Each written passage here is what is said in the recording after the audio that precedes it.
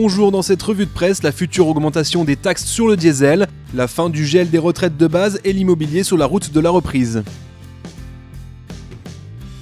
Bientôt un alignement des fiscalités du diesel sur l'essence. Le Figaro.fr reprend les déclarations de Ségolène Royal dans l'émission C'est politique sur France 5.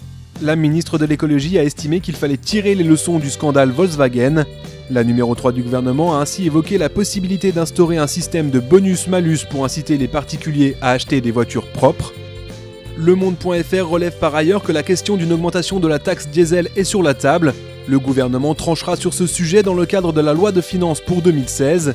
Alors qu'Europe Écologie Les Verts souhaite la fin définitive du diesel à l'horizon 2025, Ségolène Royal a précisé de son côté qu'il fallait mettre fin à l'avantage du diesel par rapport à l'essence d'ici 5 ans.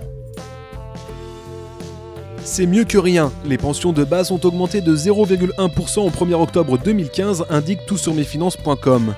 Cette revalorisation, une première depuis le 1er avril 2013, va se traduire par une augmentation de la retraite de base de 1 € par mois en moyenne. Cette information sera officialisée quand la Caisse nationale d'assurance vieillesse aura reçu la lettre ministérielle qui remplace le traditionnel décret.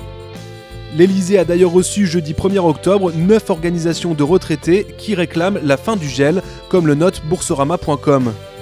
Pas sûr que cette hausse d'1 € contente les organisations qui ont recueilli plus de 50 000 signatures dans une pétition pour dénoncer la situation des retraités. C'est confirmé, les prix de l'immobilier parisien sont orientés à la hausse. Leséchos.fr s'appuie sur les chiffres des notaires de Paris-Île-de-France pour parler d'une reprise du marché. En 3 mois, les prix ont grimpé de 0,7% pour atteindre 7 980 € par mètre carré. Si sur une année glissante, ces niveaux sont en baisse de 2,6%, ce sursaut traduit une reprise du marché avec une activité en hausse de 23% de mai à juillet par rapport à la même période en 2014. Ce redressement est visible un peu partout en Europe, comme le relève franceinfo.fr. Selon une étude du réseau d'agences immobilières ERA, le marché immobilier en France sort enfin la tête de l'eau après le plongeon de 2009. Ce sont avant tout les faibles taux de crédit qui favorisent la reprise. L'étude montre également une grande disparité entre les pays.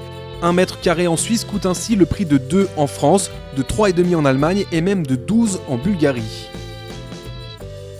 C'est tout pour cette revue de presse, on se retrouve dans une semaine pour un nouveau point sur l'actualité des finances.